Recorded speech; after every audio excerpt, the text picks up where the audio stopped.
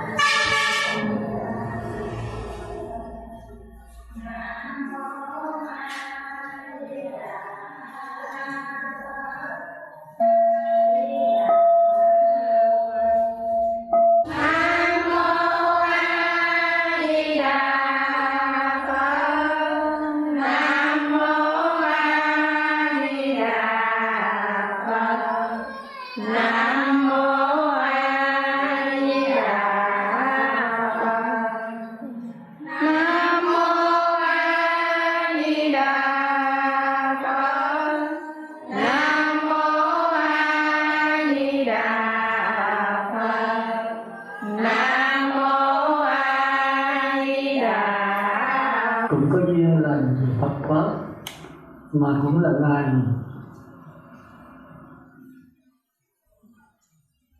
ngày 12 tháng 11 thì cũng có sư cô trụ trì tịnh xá Ngọc Trường đây thỉnh chư tăng đến để trao đổi với chư Phật tử về đôi đời pháp môn, về pháp môn tu của qua đôi lời tác bạch của quý sư cô. Thì giờ này là giờ tôi xin trao đổi đôi lời về Phật Pháp. Tôi xin nói về giờ trước khi đi vào cái bài giảng, tôi xin nói về vấn đề cầu an và cầu siêu. Và trước khi đi vào bài giảng, tôi cũng cầu chúc cho pháp hội của chúng ta nơi đây cũng như toàn thể pháp giới chúng sanh đều giảng sanh cực lạc và thành Phật đạo này. Mô Phật. Vỗ tay. Thì hôm nay chúng ta cũng nói về vấn đề cầu an cầu siêu, tức là vấn đề quan trọng nhất của Phật giáo, và cũng tức là chúng ta kêu tiếng Hán là sanh và tử. Thì bất cứ người nào cũng phải qua cái nhịp cầu đó. Tử sanh là một nhịp cầu phải qua, nhưng mà ít có ai để ý đến. Chúng ta rất thờ ơ với vấn đề sanh tử, đến lúc bệnh hoạn sắp sửa chết thì chúng ta mới hấp hối, mới lo sợ đi thỉnh các sư các ni cô đến để cầu siêu cho linh của mình, cho mình được giảng sanh về Tây Phương Cực Lạc.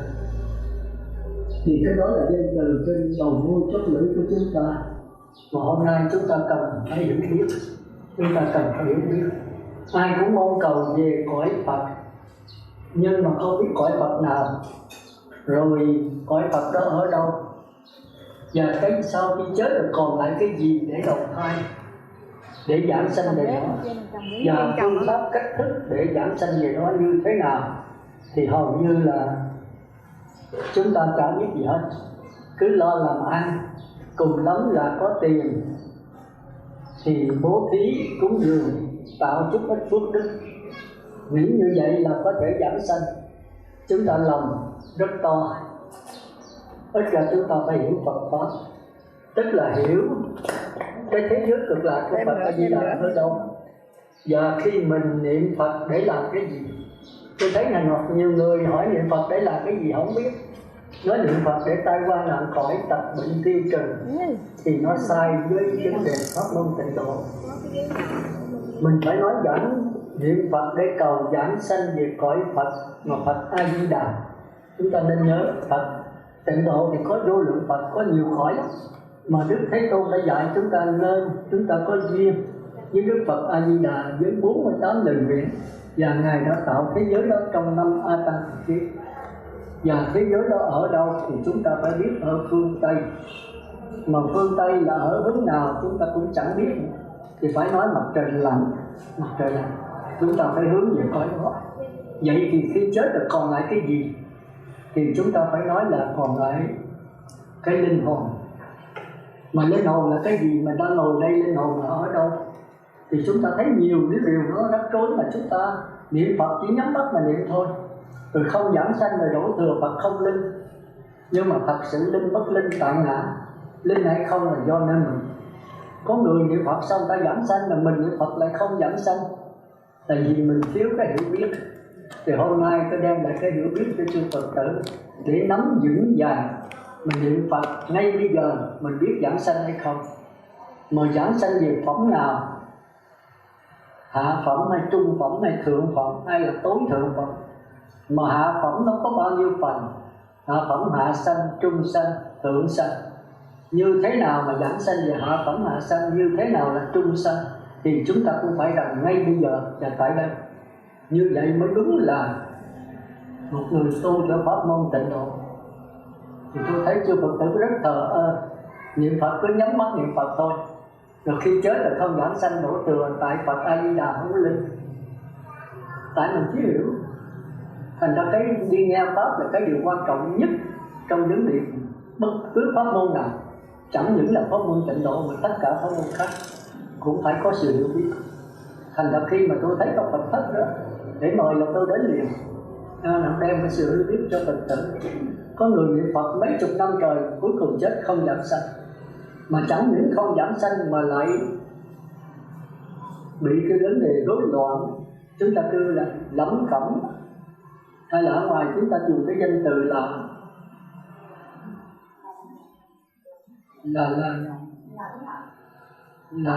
con người nói là như là nó nhớ lại những chuyện cũ á. Chúng ta có cái danh từ ở ngoài thường kêu mà tôi quên mất rồi. Chúng ta trong kinh thì kêu là lẩm cẩm, trong mình ở ngoài mình thường kêu đến giờ lẫn đó, vấn đề lẫn. Mà niệm Phật mà để cái lẫn là chết rồi. Mà lẫn là lý do tại sao vậy? Tại vì đè nén quá sức. Pháp môn niệm Phật không phải là một pháp môn tập trung quá sức. Mình như thế nào gọi là quá sức? Vậy thì hôm nay chúng ta cần phải hiểu. Tôi thấy chư Phật tử niệm Phật nhiều cái sơ sót. Thành ra có người niệm 2, 3, 4, 5, 60 năm mà cuối cùng lại lẫn là một cái nguy hiểm đó. Nghĩa là mơ màng không nhớ gì, còn nhớ cái chuyện cũ không. Mà nhớ tới Phật mới phải. Và linh hồn chư Phật tử chính là cái nhớ, cái nghĩ, cái tưởng. Cái đó thì không bao giờ chết. Còn xác thân là ai cũng phải chết, Phật 80 tuổi cũng phải chết. Nhưng mà cái linh hồn tức là cái nhớ, cái nghĩ, cái tưởng. Thành ra chư Phật tử thường muốn niệm cho nó nhiều. Cái miệng niệm không quan trọng gì hết. Bây giờ một ngày niệm có 10.000 câu, có 1 tỷ câu Nam Mô A Di Đà Phật, mà cứ tưởng tới con cái rồi giảm sanh về con cái, tưởng tới tiền bạc thì giảm sanh về ngạ quỷ. Còn bây giờ tôi ngồi đây tôi không niệm gì hết, cái miệng tôi nín thinh, mà luôn luôn tôi nghĩ, tôi nhớ tới Phật, thì đó chính cống là niệm Phật. Và nên chư Phật tử phải nắm chỗ đó. Niệm Phật nó có 3 cái. Một là thân nghiệp, 2 là miệng nghiệp, 3 là ý nghiệp. Cái thân nghiệp và cái miệng nghiệp không quan trọng. Bây giờ tôi có cái miệng tôi Nam Mô vào Phật mà tôi niệm 1 tỷ câu, mà luôn luôn tôi nhớ tới tiền bạc thì tôi giảm sanh về ngạ quỷ, về tham lam. Còn bây giờ tôi cứ đi, đứng, ngồi, nằm tôi đều niệm Phật hết, mà tôi nghĩ tới con cái, nghĩ tới tiền bạc, tôi cũng giảm sanh về ngạ quỷ thôi. Bây giờ bất cứ lúc nào đi đứng ngồi nằm luôn luôn tôi nhớ tới Phật, tôi nhớ tới 6 chữ A Di Đà, miệng tôi không cần niệm. Thân thì đi đứng ngồi nằm cũng được, tôi không quan trọng. Nhưng mà cái ý nghiệp tức là cái tư tưởng tôi mượn cái óc để phát hiện, luôn luôn nhớ, nghĩ, tưởng tới Đức Phật A Di Đà, tới 6 chữ hoặc là 4 chữ A Di Đà Phật, thì đây mới chánh cống là niệm Phật. Thành ra chư Phật tử thường thấy trong kinh đề niệm Phật là niệm tâm, tâm niệm Phật, chứ không phải niệm Phật là niệm miệng. Không có miệng. Cái miệng là cái giúp cho cái tâm, cái nhớ nghĩ mình tưởng tới A Di Đà. Còn người ta tu cao, người ta không cần tới cái miệng, ta không cần tới cái xác thân. Đi đứng ngồi nằm lúc nào ta cũng nhớ, cũng nghĩ, cũng tưởng hết cả. Thì chư Phật tử phải nắm vững là nhớ nghĩ tưởng không bao giờ chết. Nó thay đổi nhưng mà nó liên tục. Còn cái xác thân này thay đổi mà gián đoạn. Chúng ta hiểu cái thay đổi liên tục và thay đổi gián đoạn không? Gián đoạn tức là mất đi. Cũng giống như tôi thí dụ vậy thì hiểu rõ. Cái sống và dòng nước. Dòng nước thì chảy mãi. Chảy mãi tức là thay đổi, nhưng mà liên tục, không bao giờ dòng nước chấm dứt. Nó chảy nhưng nó vẫn còn nguyên cái dòng nước. Cái đó chính là nhớ nghĩ tưởng cái linh hồn của chư Phật tử đây. Còn cái niệm Phật, cái sắc thân và cái hành động của sắc thân, cái miệng thì là sống. Sống thì lên cao lên rồi xuống chấm dứt, kêu là gián đoạn. Thì cái sắc thân mình cũng vậy, sanh rồi già, rồi bệnh rồi chết. Còn cái nhớ nghĩ tưởng không bao giờ chết, nó liên tục mãi mãi. Thành ra khi cái xác thân này chết, khi đường lặn sống đã chấm dứt rồi, thì cái dòng nước vẫn còn tiếp tục. Thì cái dòng nước chính là linh hồn của chúng ta. Chính dòng nước này nó sẽ tạo cái lượng sống xác thân mới. Thì cái đó kêu là linh hồn đầu thai vào cảnh giới mới. Thì đầu thai vào cái cảnh giới quế độ. Cảnh giới mà chúng ta đang ngồi đây là do tư tưởng ác, Giờ tư tưởng thiện của chúng ta đã tạo ra, mà tư tưởng thì đều là dơ giấy hết. Dầu tư tưởng thiện là cái xiềng vàng, còn tư tưởng ác là xiềng sắt, xiềng sét, thì vẫn là xiềng thôi. Mà nếu còn xiềng còn trói cột thì vẫn là quế độ. Chỉ có chư Phật bằng cái chân tâm Phật tánh, tức là không phải bằng tư tưởng nữa, mà bằng cái lặng lẽ, bằng cái trí tuệ, với 5 A Tăng Kỳ Kiếp và 48 lời nguyện mới tạo ra thế giới tịnh độ bằng cái chân tâm của Ngài. Thì chân tâm đó chính là cái dòng nước, nó không có sống, nó cứ liên tục mãi mãi. Đó thì chúng ta phải hiểu ở chỗ đó. Đây tôi nói đi sơ cơ vậy thôi. Vậy thì cái thứ nhất đó là chúng ta nên nhớ, muốn niệm Phật, cái mục đích của chúng ta là cầu giảng sanh về cõi Phật A Di Đà. Nhớ ha, chút xíu tôi hỏi lại á, hỏi từng người á. Còn cái thứ hai là cõi Phật A Di Đà ở đâu, thì chúng ta phải trả lời ở về hướng Tây, cách đây 10 ức cõi. Hướng Tây là hướng mặt trời lặn. Nhớ hướng mặt trời lặn cho Phật tử biết hết nhau. Còn nói hướng Tây, nhiều khi tôi nói hướng Tây mặt trời mọc phải không? Mặt sư phải thì chết rồi. Phải nói rõ ràng hướng Tây là hướng mặt trời lặn. Rồi cái gì giảng sanh về đó thì mình phải nói cái xác thân này đó trả về đất nước lửa gió thì chết. Thịt xương da trả về đất, nước mắt, nước tiểu, mồ hôi trả về cho nước, sức nóng trả về cho lửa, hơi thở trả về không khí. Thế là xác thân của đất hoàn cho đất, của nước, của lửa gió hoàn cho nó. Thế là hết. Nhưng mà còn lại cái nhớ, cái nghĩ, cái tưởng không bao giờ hết. Thì chính cái nhớ nghĩ tưởng này chúng ta nghĩ về hướng mặt trời lặn, nghĩ về hướng mặt trời lặn. Thì ở đây nó có nhiều cảnh giới liên tiếp chúng ta. Một là màu đen là ma, hai là màu đỏ là thần Atula. Thì hai cõi này khổ lắm. Chúng ta chắp tay chúng nói con không có về đó, con về cõi Phật A Di Đà thôi. Thì những cái chúng sanh này nó sẽ biến mất. Thành ra về hay không là do ở mình. Nếu mà học giáo pháp thì mình rành, mình chắp tay mình không về. Thì cảnh giới của màu trắng, mặc đồ trắng như mấy ông bà là chư thiên, cõi trời, có nam có nữ đẹp vô cùng. Còn cõi tiên thì áo màu xanh, hà quang màu xanh cũng đẹp vô cùng, có tiên nam tiên nữ. Còn nếu mình chấp nhận mình ok rồi thì giảng sanh về cõi đó. Hai cõi này hạnh phúc đấy. Nhưng mà hết phước á thì cũng phải luân hồi thôi. Thành ra Đức Phật không đồng ý vấn đề đó. Mục đích Đức Phật là chấm dứt đầu thai, mà cái này là đầu thai vào cái xiềng vàng thì vẫn là xiềng, vẫn trói cột. Thành ra chư Phật tử phải chấp tay. Con không về cõi trời là cõi tiên đâu. Có học giáo pháp mình biết cái màu xanh là tiên, màu trắng như mấy ông bà là cõi trời. Thì mình không chấp nhận. Hai cõi này sung sướng lắm, nhưng mà hết phước luân hồi. Thế chừng mình chấp tay rồi nó biến mất. Thành ra chư Phật tử có quyền lựa cõi. Lựa cõi này không là do mình. Nếu mình chịu thì mình chết liền lập tức, người hấp hối này sẽ tắt khỏi liền. Còn không chịu thì nó biến mất. Chừng nào thấy Phật A Di Đà màu vàng như các sư đó. Ở đây là không có nam nữ nha, thường là trượng phu không. Không có người nam, không có người nữ. Hào quang màu vàng, y áo màu vàng. Thì trên tay là cầm cái bông sen. Thì đó là cái xác thân của mình đấy. Thì cái nhớ, cái nghĩ tưởng mình nhập vô trong đó. Thế là xong. Ở đó đợi tôi. Thì tôi về đó tôi kiếm đó. Thì bây giờ mình mượn cái xác thân hoa sen để mà tu. Chứ Phật tử nhớ có bao nhiêu đó thôi. Mà nếu không nghe giáo pháp bữa nay mà thấy cõi tiên với cõi trời thì khoái quá. Vì tiên nam tiên nữ là đẹp vô cùng, cõi trời cũng đẹp vô cùng, hai cõi này đẹp dữ lắm. Tới ông Nan Đà, đó là em của Phật ha, mà thấy còn mê đó. Nghĩa là không chịu trở về trần gian nữa. Lúc mà ông cưới công chúa cái nước kế cận đó, thì công chúa đẹp vô cùng. Công chúa hồi xưa mà, thì do so với mấy cô bây giờ thì đẹp hơn nhiều lắm. Tên là công chúa đã có phước báo mà lợi là công chúa mà. Thành ra bữa đám cưới mà mời Phật đi đám cưới thì Phật cũng đi nữa thường.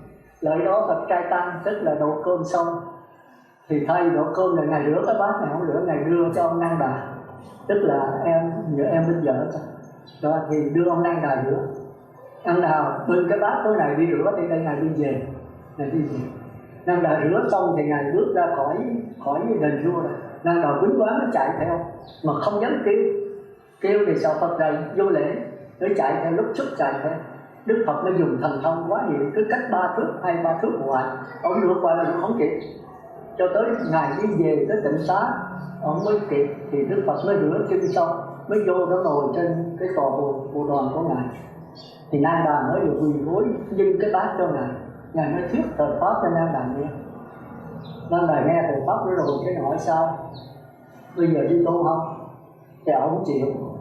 Dương cưới công chúa mà chưa có về đạo phần ở trên đó là bắt đầu cạo đầu. Là mới nói với ông Xá Lợi Phất thôi không, ông cái cạo đầu cho ông đi tu. Thế là công chúa nhà nữ. Thì lúc đó nghe bài pháp ông thấm quá đi, ông quên vấn đề hôn nhân đó. Tới tối nữa đêm ông nhớ lại công chúa, ông làm chi không được, ông la sùm hết. Ông nói hạnh phúc của ta đã mất rồi, hạnh phúc của ta đã mất rồi. Kêu công chúa em ơi, anh khổ quá rồi nha. Thì suốt đêm ông la trời, chưa tăng không ai ngồi thiền được hết. Tới sáng mới đi mét với Đức Phật. Đức Phật mới kêu ông lại hỏi, ông nên có vì Đức Phật cho con hoàn tục đi, con chịu không có nổi, con nhớ công chúa quá. Ngày đám cưới hôn lễ của con mà bây giờ bắt con cạo đầu nhưng mà làm sao? Thì Đức Phật mới thấy vậy, mới nói tôi ông ở lại tôi đi nha.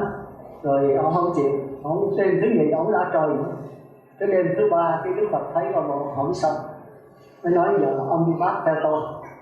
Tức là Đức Phật ông dẫn ông đi bát, dẫn lên. Đức Phật mới dùng cái thần thông đưa cái nhận thức ông lên cõi trời. Cõi trời đẹp nhất, trên cõi trời có 6 cõi, một là tứ thiên dương thì nó đẹp gì vừa thôi. Rồi tới đau lợi là cõi trời của mẹ Đức Phật mà sanh về đó. Rồi tới đâu dạ ma, đâu sức, tha hóa đạt, 6 cõi. Mà tha hóa hóa đạt thì mấy cô thật là đẹp, cơ đẹp tuyệt vời đó. Dẫn lên cảnh ông thấy ông khoái quá. Trước khi dẫn nó đi qua cái rừng, thì cái rừng đó có bị mấy người tiều phu đó người ta làm sao cháy cái rừng nữa. Thì con khỉ nó chạy ra không kịp nên nó cháy ném xám hết cái mặt bị cháy hết nữa rồi. Thì Đức Phật dẫn ông Nan Đà đi qua này chỉ, ông thấy con khỉ bị cháy nóng mặt ha, ông nói thấy. Rồi Đức Phật hỏi con khỉ cái này so với vợ ông là công chúa ai đẹp hơn? Ông nũng nịu cái mặt nói trời Đức Phật so sánh gì kỳ khủng quá. Công chúa vợ con là lá ngọc cành vàng, con khỉ cái là khỉ là xấu rồi giờ cháy nắm lên cái mặt mà biết so với vợ con. Đức Phật nói con không có chịu đâu. Thì Đức Phật cười thôi, ngài không nói gì hết. Khi ngài dẫn ông lên cõi trời, tới cõi từng thứ 6 của cõi trời, mấy cô tiên nữ nó quá đẹp. Vô cái Đức Phật dẫn ông đi qua hết, rồi tôi vô có cái phòng trống đó. Thì ông mới hỏi vị sư tiên cái phòng này có ai mà đẹp quá vậy? Nói cái phòng này của ông Nan Đà đó. Ông nói tôi là phải đắc quả, phải nhập định coi qua cái tâm thiền tứ thiền rồi mới lên đây được, chứ tôi không mà vô đó đắc được. Ông Nan Đà chưa có đắc quả. Ông nói gì tôi về tôi tu đắc quả thiền định là tôi lên đây đó, bây giờ về đó. Thì Đức Phật mới kêu ông về. Ông nói không, con không có về đâu, con ở lại đây tu luôn. Đẹp quá rồi, để con về, sao vậy? Đức Phật về mình đi, để con ở lại. Đức Phật mới cười. Thế chứ ông hỏi là tiên nữ nói không được, Nan Đà khi nào đắc quả mới lên đây ở được. Ông bụng biện nó thôi chết vậy, phải về cõi dưới. Rồi Đức Phật hỏi sao? Ông thấy tiên nữ ở đây đó không? Với công chúa thì ông so sánh coi nó như thế nào. Tiên nữ ở trên trời là với công chúa vợ ông với con khỉ là sao? Ông nói đúng lắm Thế Tôn. Con khỉ cái mà so với vợ con đó, vợ con mà so với tiên nữ ở trên này, vợ con không bằng phân nửa con khỉ cái nữa. Nghĩa là nói cô công chúa là còn xấu, so với tiên nữ là còn xấu hơn là con khỉ cái mà so với vợ. Thì chúng ta nghĩ là ở trên cõi trời người nữ đẹp như thế nào? Thì chúng ta thấy là rất khó mà tu. Thành ra tu thường về cõi đó là khó mà đắc quả tánh. Thành ra chúng ta thấy ông sư tử hống là với ông gì ba anh em, thì khi chết rồi mới nói là chết rồi đã trở về vì cái cung của trời Châu Xuất đó, tức là cái cung của Di Lặc đang ở bây giờ. 10.000 năm nữa Ngài mới xuống đây thay thế Phật Thích Ca để giáo hóa cõi này. Thì bây giờ Ngài đang là Bồ Tát tu trên đó.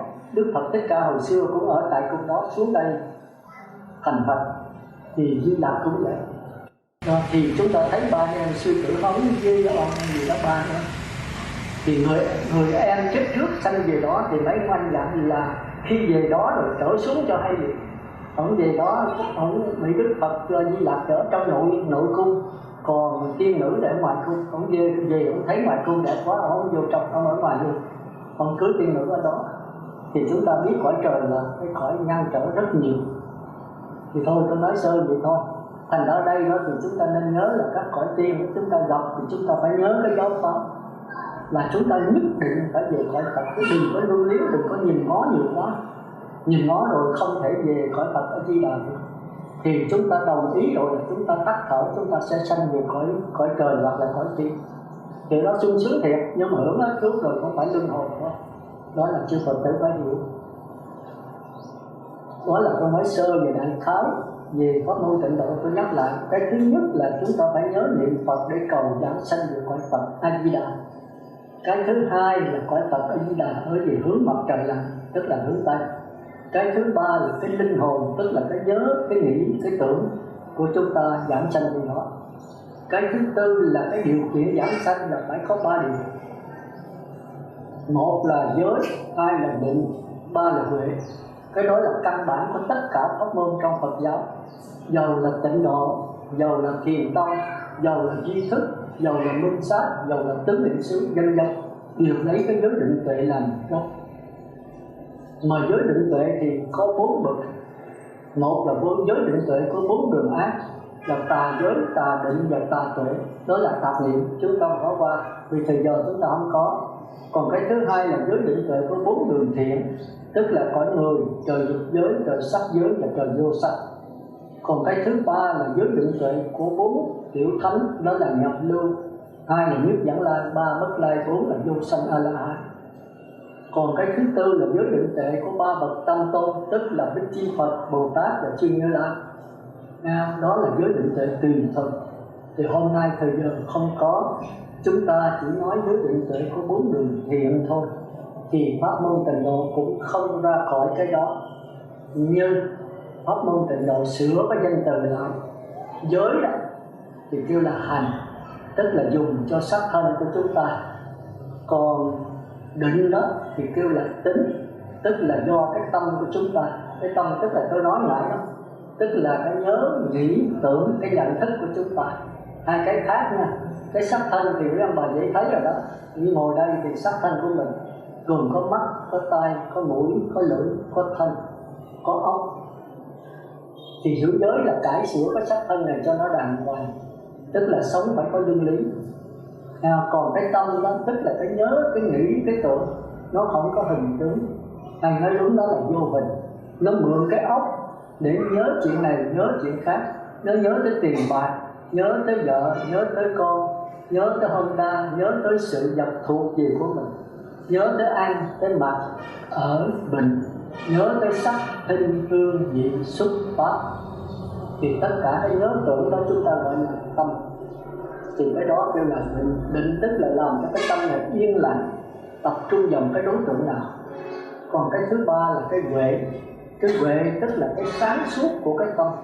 Khi cái tâm nó được yên lặng rồi, nó sẽ quán được các pháp, nó thấy rõ. Nhờ cái thấy rõ này, một đó là chúng ta tiến hóa lên cõi cao.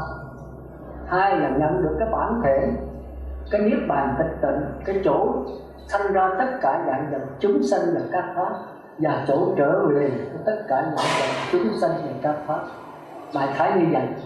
Cái đó là lúc khác tôi mới giảng kỹ. Hôm nay thời giờ nó có hạn thôi.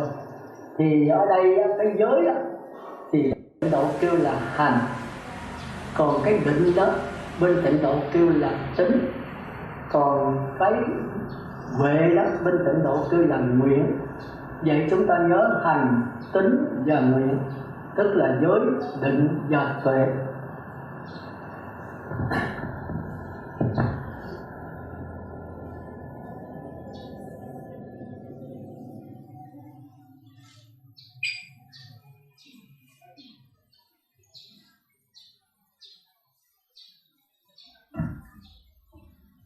Thì chúng ta biết là đầu tiên của người tu tịnh không phải giữ 5 giới. Năm giới này thuộc hết chưa? Chắc thuộc hết này, thấy mặc áo trắng không? Áo dài trắng này là rồi 5 giới rồi đó.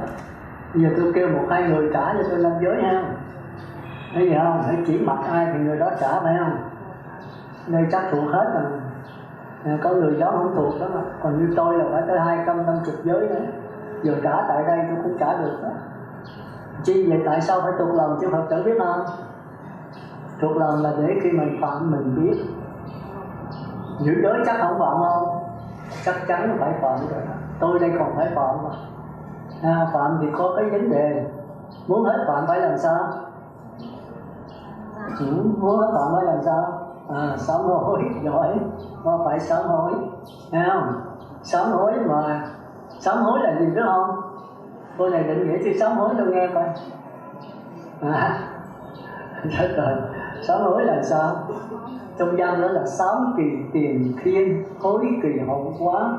Nghĩa là ăn năn lỗi trước và chừa bỏ lỗi sau. Ăn năn lỗi trước là cái gì đã phạm hồi hôm qua thì bữa nay ăn năn bớt đi, để sau này không có tái phạm nữa.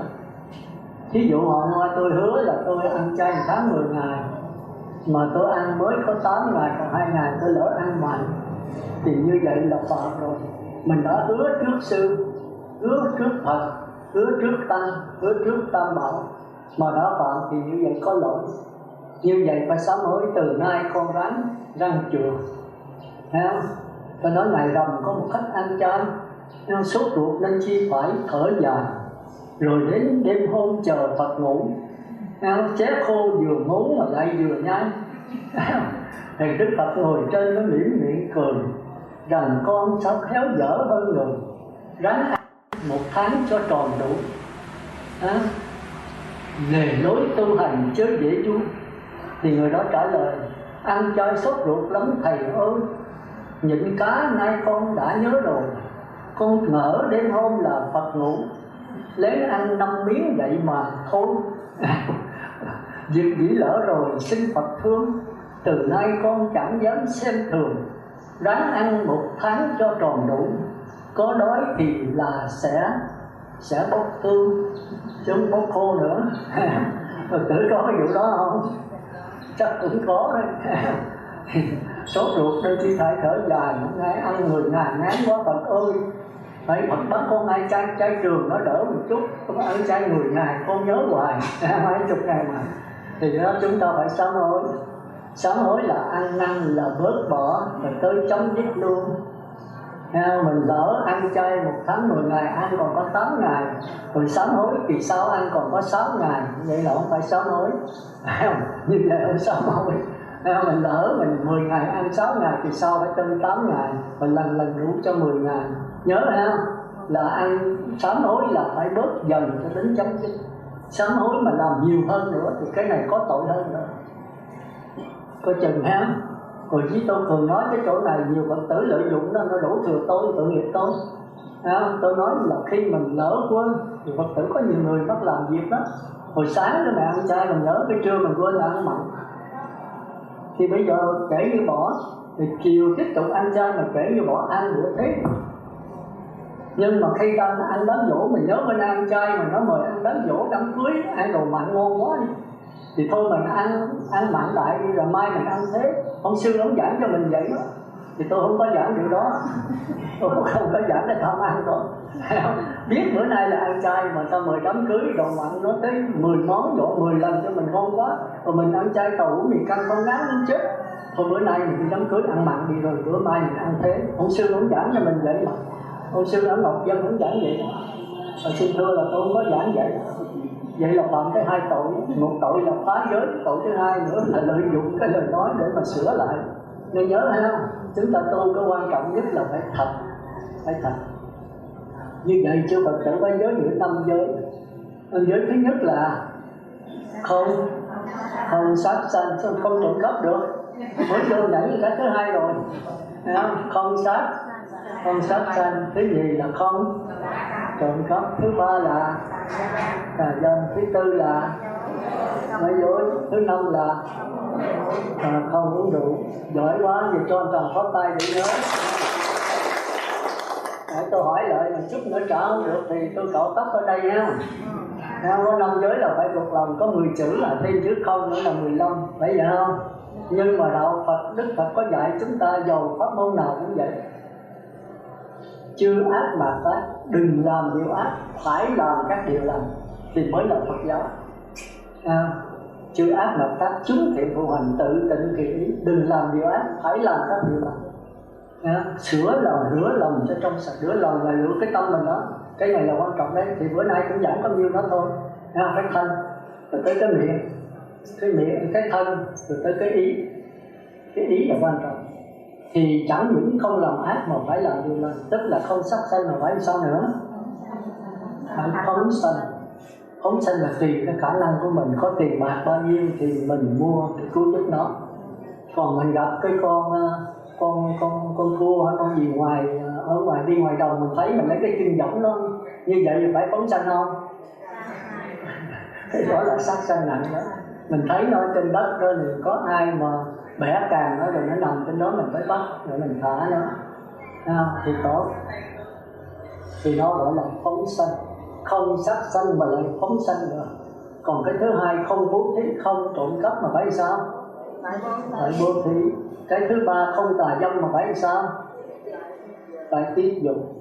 Cái thứ tư, không nói dối là phải sao? Phải nói lời chân thật. Cái thứ năm, không uống rượu mà phải sao? Bí. Cái này là bí. Không uống rượu mà phải sao? Phải có trí tuệ. Trí tuệ nó đi ngược với cái ngu si. Uống rượu hả ngu si hả sư? Có ngu si không? Ngu si đạo Phật kêu là cái gì? Vô minh. Trên đường lộ không đi mà xuống dưới ruộng đi, phải không? Xe Honda chạy thì không ra nhà nắm người ta mà lủi, rồi vô nhà thương, rồi hôn nhị tỳ luôn, phải vậy không? Thành ra trong chính quyền nói bây giờ ta chết tai nạn xe cộ đó gì hết 90% là uống rượu. Uống rượu là lủi bậy lủi bạ, ta kêu là ngu si. Ngu si là biết thường của mình, đạo Phật kêu là vô minh. Uống rượu say rồi con người không biết gì hết, còn thua con chó, còn thua là thú, dám sát sanh, dám trộm cắp, dám tà dâm, nói dối, phải không? Rồi uống rượu là cái gì cũng làm hết. Khi tỉnh lại mới là ân hận thì đã lỡ rồi. Đánh đập vợ con, chén bát rồi đập bể hết. Rồi tỉnh dậy rồi khóc, rồi bắt đầu sống lại. Thành là uống rượu là ngu si. Mà muốn trừ ngu si phải làm sao? Đối thuật tự biết. Muốn trừ ngu si phải làm sao? Rồi Phật tử họ biết cái đó là chết. Đạo Phật là đạo của trí tuệ. Ngu si nó ngược với trí tuệ. Mà muốn có trí tuệ phải làm sao? Không đời chết rồi. Thấy này chỉ kỳ khổ không? Hả? Có thiền. Hả? Giữ giới hả? Giới là tu thiền định. Hả? Tu thiền định. Tu thiền định. Tu thiền định là sao? Tức là tu niệm Phật tùy theo lựa một pháp môn, hoặc là theo dõi hơi thở, hoặc là niệm Phật cầu vãng sanh, theo dõi niệm miệng, rồi chuyển cho nó nhã. Nói thì hay mà chưa đúng. Tức là nếu pháp môn thường đó thì kêu là phải có trí tuệ. Mà pháp môn tịnh độ là phải có duy tuệ thiện nghiệp tới với gì? Duy nguyện vãng sanh. Phải có phát nguyện. Mà phát nguyện là gì? Phát nguyện là trí tuệ. Mà trí tuệ là gì? Trời ơi, Phật tử lâu năm vậy tôi bắt gì gối. Đây là có cô Như An, cô Thiền, cô Xuân, mấy tay này là phải quyền hết trơn. Mấy tay giỏi bên chuyện nào, chân Thái, ông chuyện tài, thấy không? Chuyện Đức này, đây là mấy tay giỏi không? Muốn có trí tuệ thì phải quán xét về tam pháp ấn. Đó là cái nền tảng của đạo Phật. Tam pháp ấn là nền tảng của đạo Phật. Không có tam pháp ấn là không có đạo Phật. Hay còn kêu danh từ khác nữa là duyên khởi. Tôi giảng rất nhiều về cái này. 5 cái duyên khởi: một là nghiệp cảm duyên khởi, 2 là A Lại Gia duyên khởi, 3 là chân dương duyên khởi, 4 là pháp giới duyên khởi. Phải quán cái này thì gọi là trí tuệ. Quán cái này mới chấm dứt luân hồi sanh tử được. Quán cái này mới phát nguyện vững vàng, và không những về hạ phẩm mà về trung phẩm luôn. Thành ra cái đạo Phật cái căn bản là phải có tuệ. Căn bản của tịnh độ là phải có nguyện. Nguyện là trí tuệ. Trí tuệ là vô thường, quán xét vô thường, vô ngã và khổ đau. Đây là cái nền tảng của đạo Phật. Nhớ ha, quán cái này mới có trí tuệ, mà có trí tuệ thì mới có nguyện lực. Nguyện lực là phải phân biệt rõ phàm thánh đồng cư và phương tiện hữu dư, và thật báo căn nghiêm nghĩa là hạ phẩm, trung phẩm và thượng phẩm khác nhau như thế nào, thì chúng ta có cái nguyện lực vững vàng. Dầu ai nói nữa nói nghiêm thì ai cũng vẫn vững như kiềm ba chân, là nhờ cái pháp quán về vô thường, vô ngã, khổ đau. Kêu là tam pháp ấn: vô thường là 1, vô ngã là 2, khổ đau là 3, hay là niết bàn tịch tịnh là 0, hay là nhất thực tướng ấn. Tịnh Xá Ngọc Dân thì gần nó cái nói. Bữa nay hỏi là không biết tôi đổi chút xíu cái là không trả lời được. Chúng ta chưa nắm vững cái căn bản của Phật pháp. Căn bản của Phật pháp là tam pháp ấn, nhất thực tướng ấn, là duyên khởi. Không có cái đó là không có đạo Phật. Nó khác với tất cả tôn giáo khác ở chỗ đó. Thì thôi, giờ tôi nhắc lại đi thì giờ nó hết. Bữa nay tôi muốn giảng nhiều đó, nhưng mà tôi thấy ở đây có một số gạo cội thì nó hỏi lại chứ coi sao. Mà tên là gạo tẻ không? Không có gạo cội. Quên hết trơn. Thì thôi giờ chúng ta đi thấp xuống một chút. Đó là chúng ta phải giữ 5 giới. 1 là không sát sanh, 2 không trộm cắp, 3 không tà dâm, 4 không nói dối, 5 không uống rượu. Không sát sanh mà phải phóng sanh, không trộm cắp mà phải bố thí, không tà dâm mà phải tiết dục, không nói dối mà phải nói lời chân thật, không uống rượu mà phải quán các pháp là vô thường, vô ngã, khổ đau. Để có trí tuệ thì trí tuệ thiện nghiệp mới là đạo Phật. Mà trí tuệ là có 2 cách nữa, là trí tuệ của người trời khác, tức là nghiệp cảm duyên khởi khác. Còn trí tuệ của bậc thánh là A Lại Gia duyên khởi. Còn trí tuệ của A La Hán, A Lại Gia duyên khởi là của nhập thánh, nhập lưu với những lai bất lai thôi. Còn A La Hán là phải chân như duyên khởi. Còn Bồ Tát thì chân Như Lai là phải pháp giới duyên khởi, tức là nhất thực tướng ấn. Thôi cái đó hơi cao, con số ở một dân với số kia là không hiểu nổi. Bây giờ nếu mà chúng ta giữ giới kỹ vậy thì chúng ta được 4 điều lệnh. Khi giữ giới vậy thì niệm Phật được rành rõ, 2 là được tương ưng, 3 là được chí thiết, 4 là được nhiếp tâm. Rành rõ là sao? Rành là niệm Phật không bỏ sót chữ Nam Mô A Di Đà Phật hoặc 4 chữ A Di Đà Phật, đó là rành. Còn Nam Mô A Phật, A Di Phật, A Đà Phật thì đó là không rành. Là tại vì mình thiếu giữ giới. Thành ra có nhiều người niệm Phật mà hiểu sai, niệm cái bằng công cứ này đó. Một ngày tôi phải niệm 10.000 câu. Nhưng bữa nay bận 10.000 câu, thường niệm 1 tiếng mới xong. Bữa nay bận làm không người có nửa tiếng thôi thì niệm nhảy chữ cho nó đã. Vì cái tâm mình tán loạn, cái miệng thì niệm mà cái tâm nghĩ rồi đi đám cưới thì chết rồi. Rồi không phải ta đợi mình, khi mình trễ ra phải trễ rồi xe nó đi mất. Đi đóng xe chở mình đi xa, giờ đây mình niệm mà chậm một chút xíu ra sẽ chạy mất, nó uổng cái bữa ăn đám cưới đúng không? Lo nghĩ cái đó rồi thì Nam Mô A Phật, Nam Mô Đà Phật, Nam Mô Di Phật, làm sao làm ghi ra cho nó đủ 10.000 câu thôi. Thì bây giờ niệm 1 triệu câu giờ cũng không kết quả gì hết. 1.000 câu mà vô trong ai lại gia thức mình nhất niệm có 3-4 câu, thua người ta niệm 10 câu mà ta nhất niệm 9 câu. Thành ra chư Phật tử nên nhớ đạo Phật là đạo của phẩm chứ không phải của lượng. Nghĩa là không phải ở cái số nhiều, mà ở cái quan trọng là ở cái hiểu thức. Thành ra Đức Phật nói bây giờ mà đạo Phật của ta diệt hết, mà trên cõi đời này chỉ còn 1 người thôi, mà có đại hùng, đại lực, đại trí và đại dũng thì đạo Phật vẫn còn. Tức là đạo của Ngài bị diệt hết mà có một người một thôi, mà có từ bi, có trí tuệ và có cái dũng lực để đi phát Bồ Đề Tâm giáo hóa tất cả chúng sanh, thì Ngài rất vui lòng vì đạo Phật vẫn còn. Tức là có một người đã quả là hắn thôi, thì đạo Phật không bao giờ mất. Còn đạo Phật bây giờ tràn lan khắp cả thế giới, nước nào cũng tin đạo Phật, Phật tử thật là đông, mà trong đó không có một người có từ bi trí tuệ gì hết, thì ta rất buồn vì đạo Phật đã mất rồi. Đạo Phật đã mất rồi.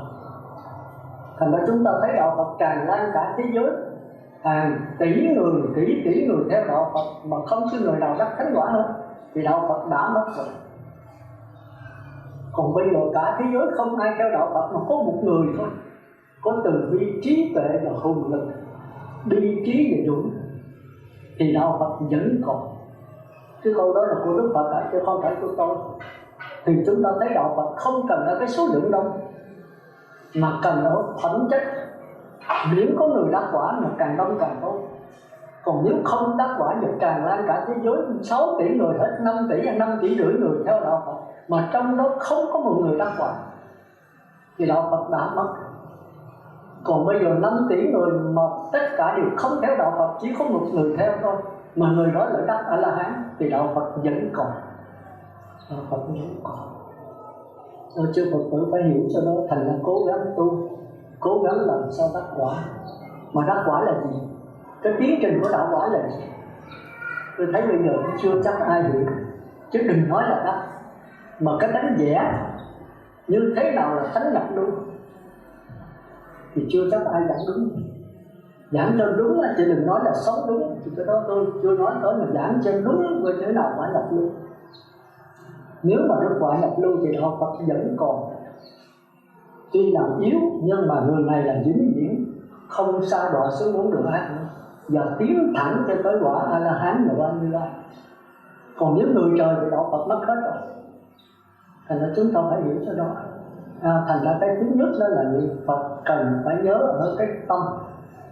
Nếu mà giữ giới kỹ thì chúng ta sẽ được rành rõ.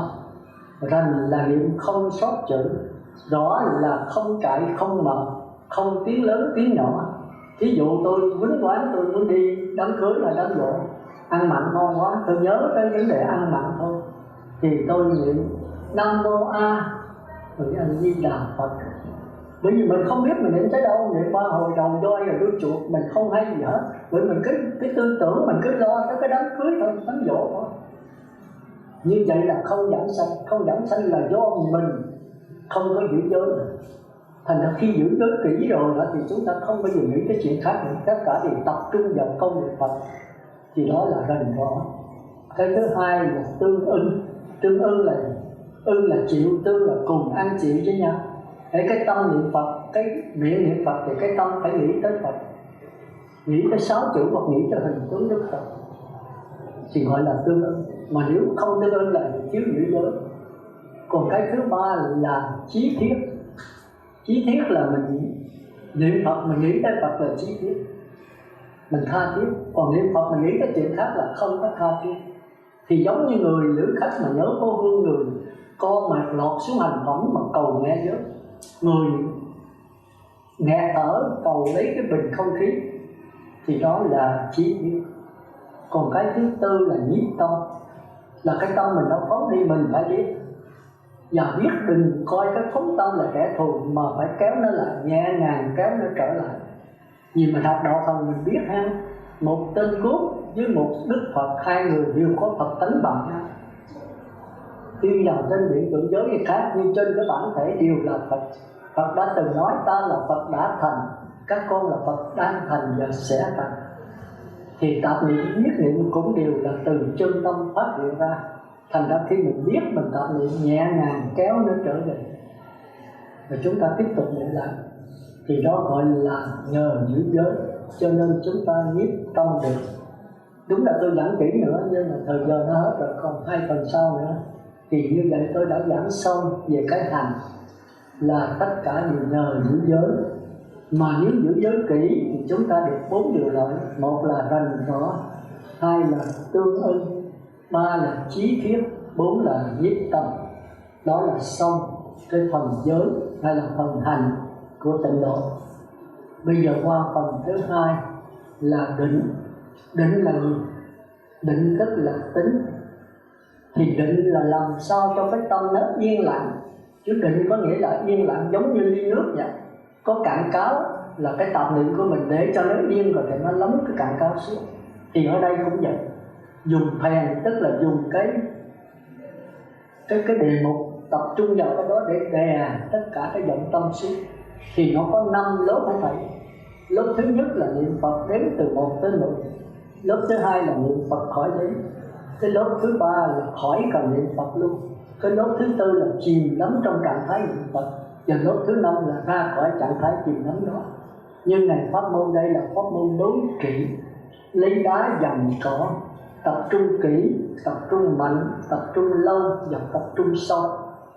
Thì cái đó kêu là pháp môn lấy đá dầm cỏ, thay thế cái xiềng cây xiềng sét bằng cái xiềng vàng. Bằng cái xiềng vàng. Nên nhớ ha, mà không qua cái đó thì không được. Thành ra tất cả cái pháp môn này tu nếu mà không phát nguyện thì sanh về cõi trời thôi. Tự lực mình sanh về cõi trời.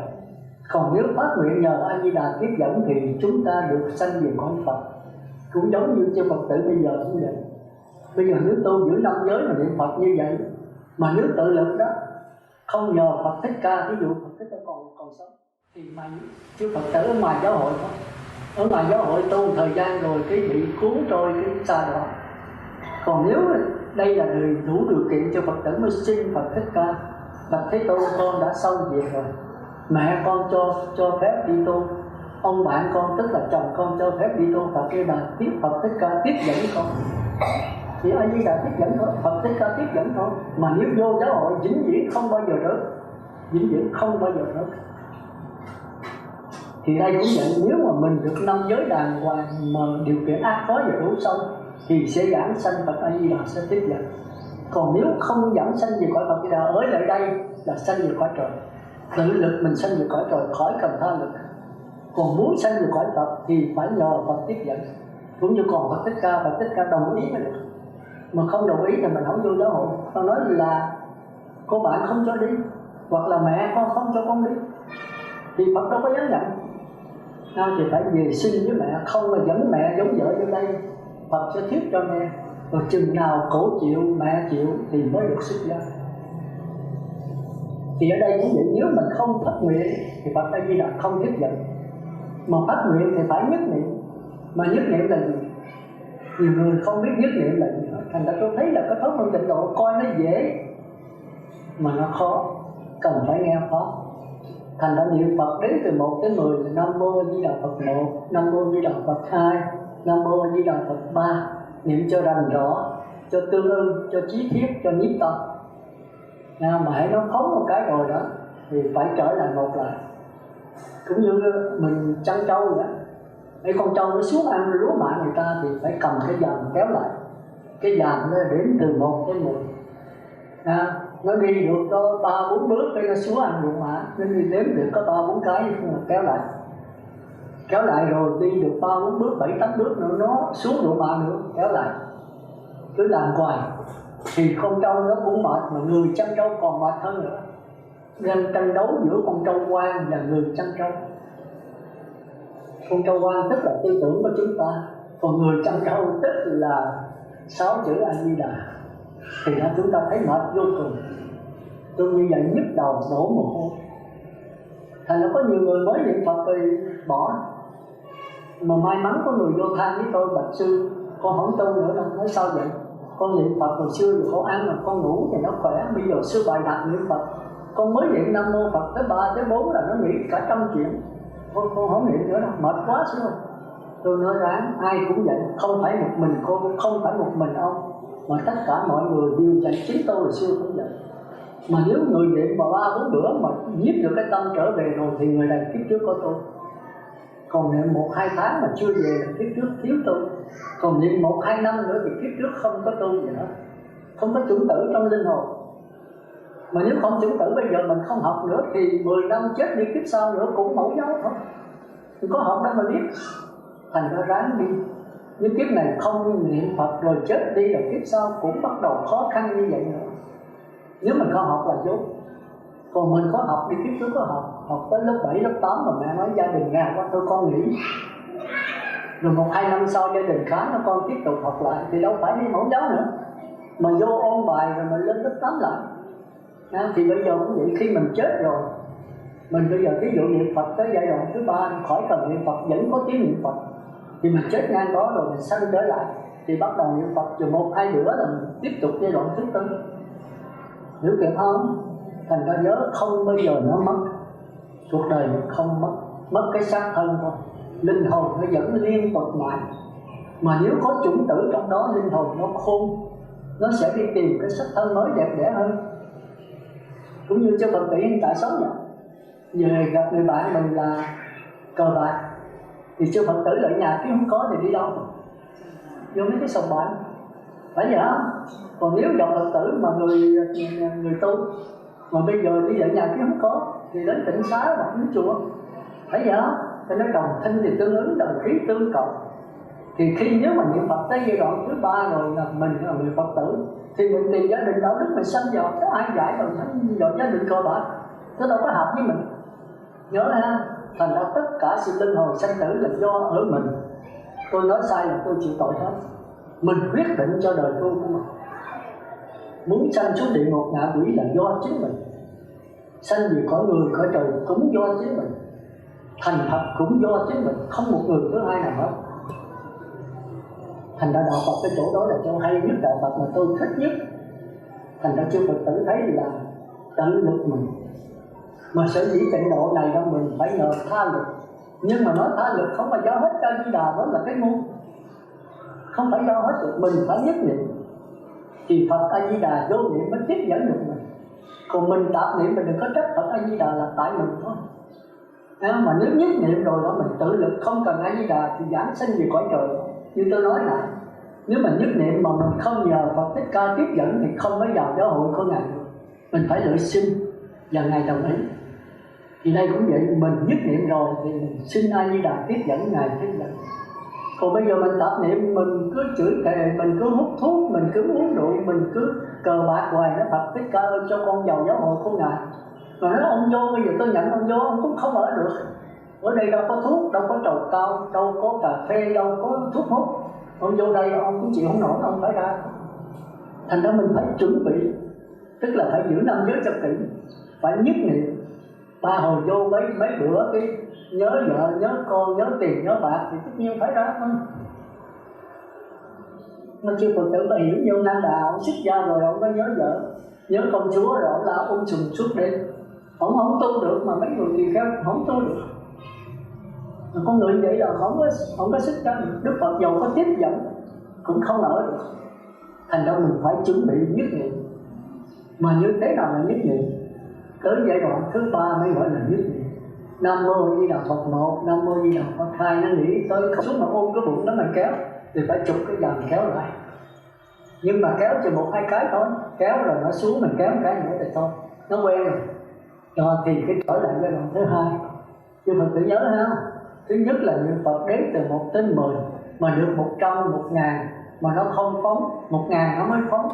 Rồi mình niệm lại được 1000, 2000 nó mới phóng, là cũng tạm thời đó. Mình có thể bỏ đếm, mình niệm thôi.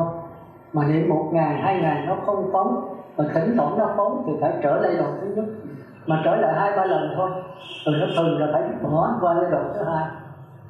2 giai đoạn này cực lắm, đổ mồ hôi sót con mắt. Nhưng mà tu theo đạo Phật đó, Đức Phật không sợ người ngu, không ngán người khôn ngu gì cũng được hết. Không sợ người thiếu hoàn cảnh, không sợ người đầy đủ hoàn cảnh. Nhưng mà sợ cái gì cho Phật tử biết không? Sợ thiếu cái bền. Mà đạo Phật kêu là tinh tấn, phải bền bỉ. Tức là té ngồi dậy, té rồi người thua keo này gầy keo khác. Con người như vậy là có thể đi đến đạo Phật. Hơn nhau ở chữ bền. Mà trong kinh mình dùng 2 chữ tinh tấn, tức là đi mãi và đi mãi. Trên đường đạo ai không từng vấp ngã, đã hơn một lần vấp ngã. Nhưng mà vấp ngã đừng có nằm luôn, đừng có nằm ngã, đứng dậy đi nữa. Vấp ngã là để tiến mạnh hơn nữa thì người này có thể đạt được kết quả. Nên nhớ ha, thì sẽ tới giai đoạn thứ ba.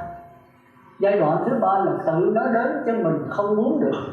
Ở đây tôi giảng về tri thức chút xíu ha, để hiểu là cái linh hồn hồi nãy tôi nói là cái nhớ nghĩ tưởng nó như cái dòng nước.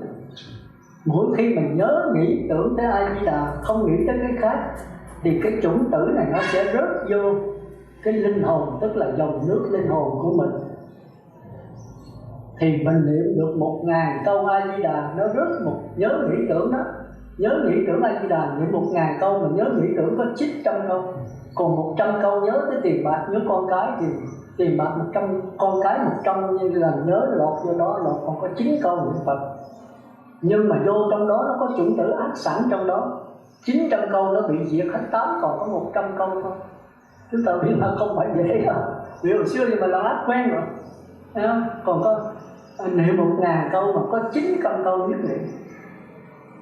Còn 100 câu tạp niệm, 100 câu nhớ tới cái ác, thì 100 câu ác này lọt vô trong A Lại Gia, 900 câu là niệm Phật lọt vô A Lại Gia thì ngon rồi.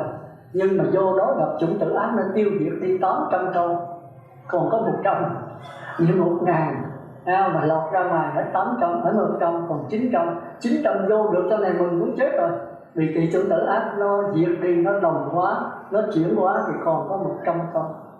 Thành ra cuối cùng 1000 câu còn phải có 100. Nếu mà chán là không tiến được, thì ngày mai mình niệm 1000 hoặc 2000 nữa. Thì nếu mình niệm 2000 thì được 1800 câu lọt vào Lại Gia.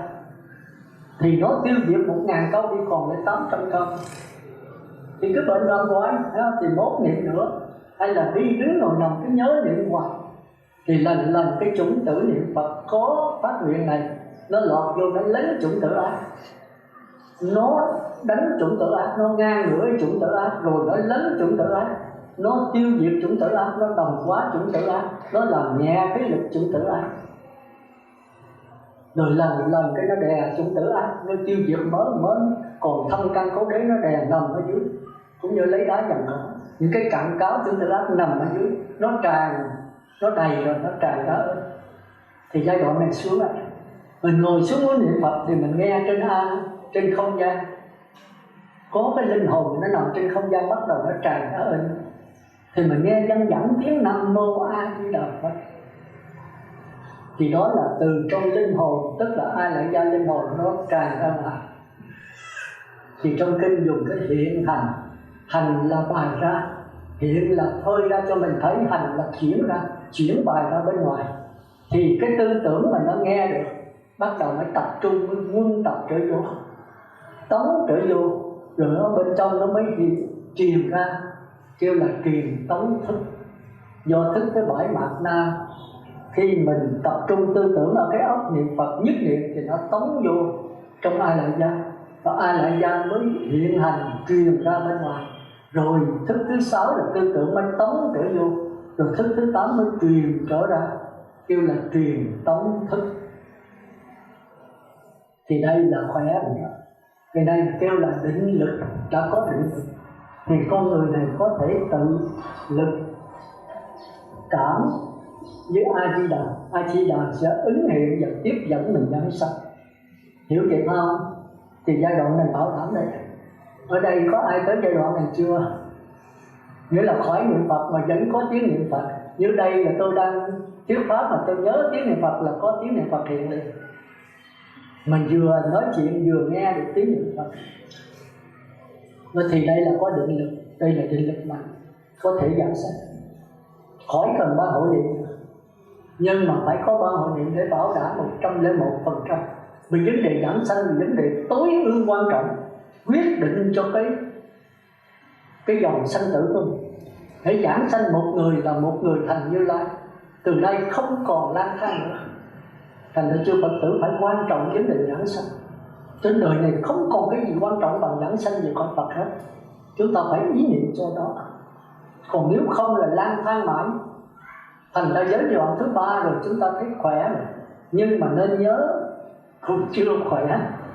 Giai đoạn này chúng ta thường có ấn chứng, tức là thấy được Phật A Di Đà, thấy được Đức Quan Âm, thấy được thế giới cực lạc, thấy được ao bát nước công đức mà mình đọc ở trong cái kinh A Di Đà, có thể mình thấy được. Thì thường thường các bậc cổ đức khuyên chúng ta nói nên chết rồi, đừng có sống nữa. Như tại lứa này mình sẽ quỳ xuống, dùng cái tư tưởng mà nó quỳ xuống, mình xin với Phật giảng sanh, tức là xin Phật tiếp dẫn mình về đó, mình chết liền. Vì thường thường Đức Phật thường tưởng mình, nên là nói thôi 3 năm nữa con về. Mình nói không, con không dám ở nữa trong cõi này, con sợ lâu nó thối chuyện.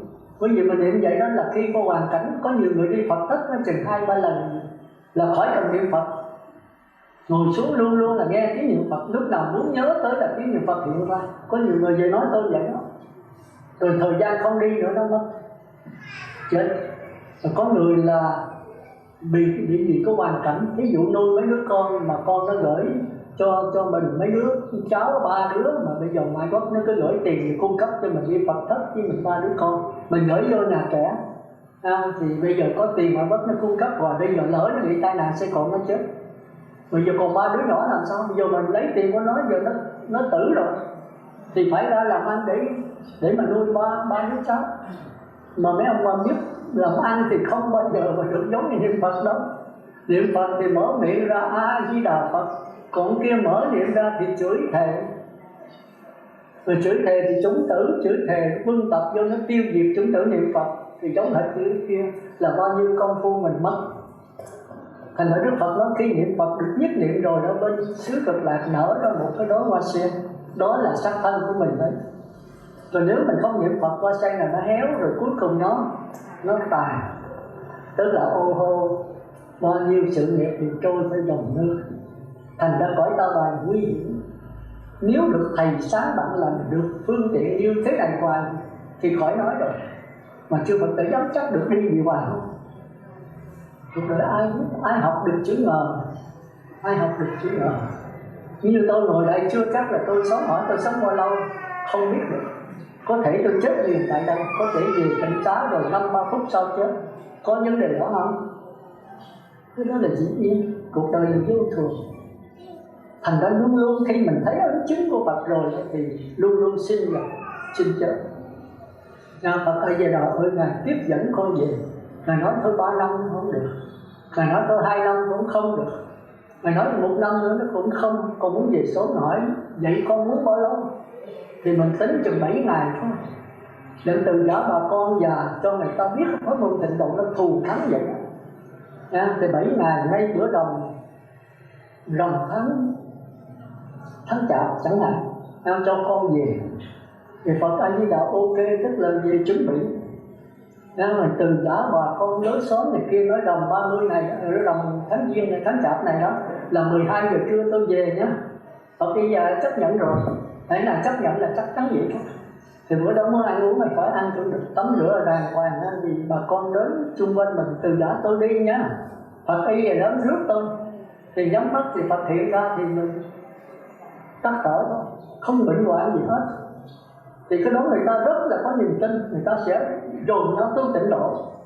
Thì vô tình cái chết mình chúc cho mọi người trở về khỏi Phật. Thì cái đó quan trọng, đây là cổ đức viết lại chứ không phải của tôi. Tôi coi kinh là trong đường về cực lạc của thầy Thích Trí Tịnh đó, trong đó có kể những câu chuyện giảng sanh rất nhiều. Thì chúng ta thấy một người chết là biết trước là chết, giờ bắt kiết giờ như vậy, tắm rửa đàng hoàng rồi đúng 12 giờ thì đúng 12 giờ đi.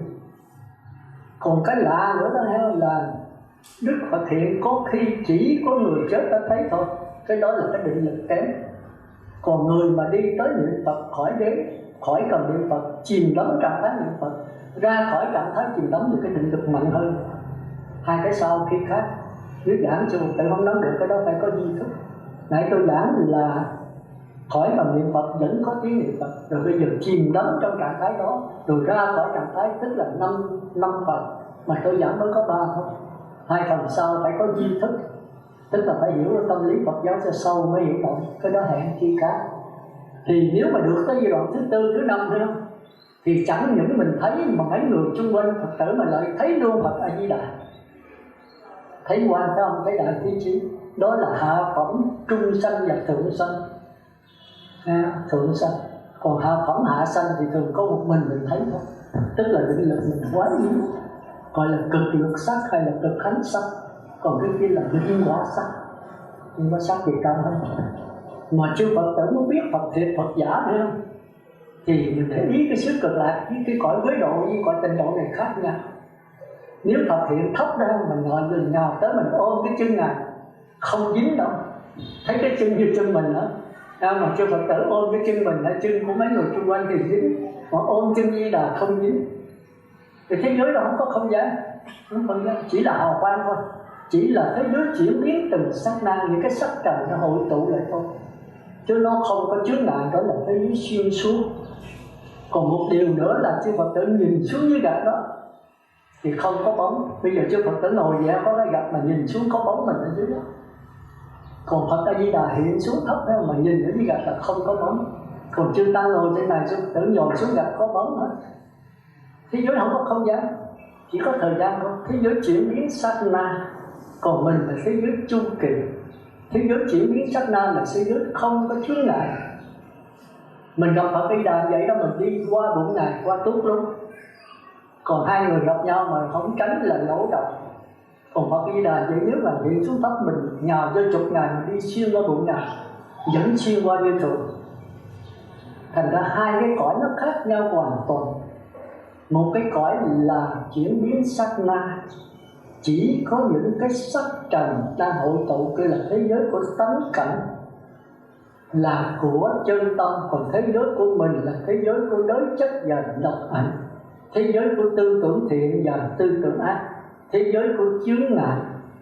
Còn nếu mình có qua cái cõi cực lạc rồi, sư Phật tử thấy cũng có lồng cát mà nó đẹp hơn bên đây nhiều. Muốn đi cửa thì đi, muốn không ấy thì đi xuyên vách tường cũng dẫn qua. Có cây cối bên đó, mình muốn đi tránh cây không tránh, đi xuyên qua cây luôn. Còn ở đây mà vậy là lỗ độ. Đây tôi nói sơ thôi, còn nhiều cái khác nữa, nhưng mà khi khác nói Phật tử cũng không hiểu được đâu. Chừng nào hiểu được thế giới tánh cảnh của cực lạc, thế giới đới chất và độc ảnh của tư tưởng thì sẽ hiểu được. Đó là tôi nói sơ thôi. Vậy thì cái định lực là chúng ta đi 5 giai đoạn. Đây tôi có giảng 3 giai đoạn thôi. Thứ nhất là niệm Phật đếm từ 1 đến 10. Thứ hai là niệm Phật khỏi đếm. Thứ ba là khỏi niệm Phật nữa. Thứ tư là chìm đắm trạng thái niệm Phật. Thứ năm là ra khỏi hai cái này đi khi khác. Thì tới thứ ba là tôi mừng rồi đó, thì chắc chắn bảo đảm giảng sanh.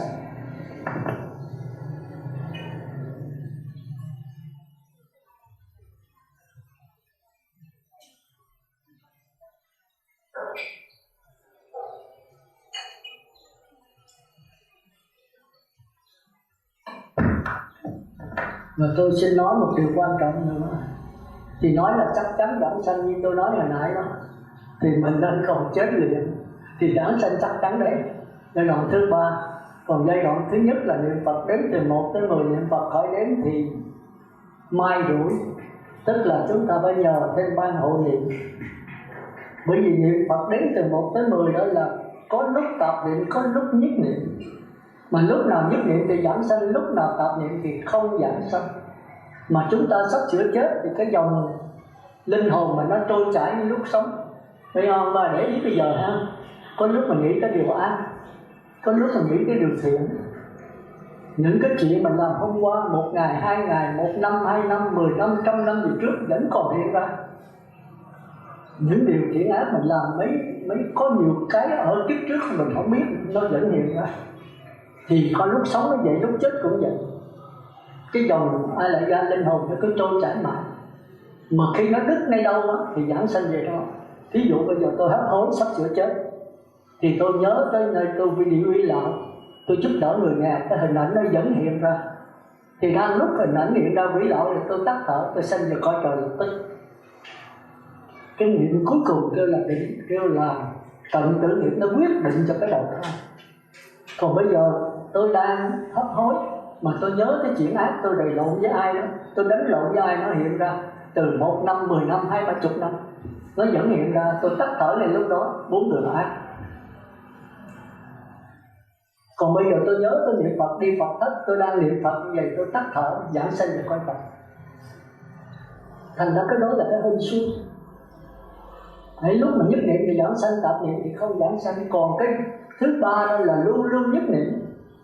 cái A Lại Gia linh hồn đó nó truyền hiện hành ra ngoài, thì cái tư tưởng nó nhận được cái đó, nó tống trở vô, rồi nó lại trở hiện thức thứ 8 nó hiện ra, linh hồn nó hiện ra, rồi thức thứ 6 tư tưởng tống vô, rồi cái kia nó hiện ra, truyền tống thức, nó liên tục mãi, không cái gì xen vô được hết.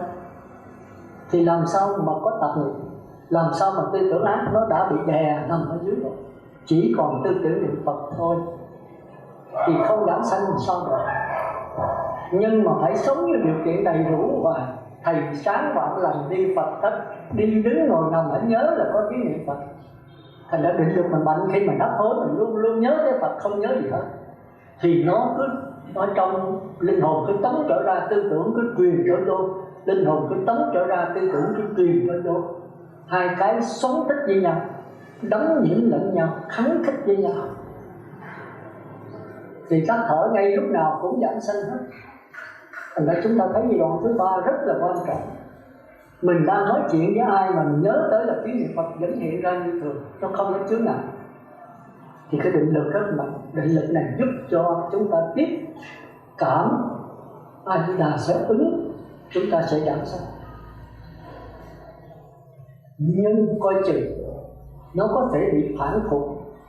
Định lực mạnh nhưng mà có những cái niệm nó thảo mạnh hơn nữa thì vẫn văng như thường.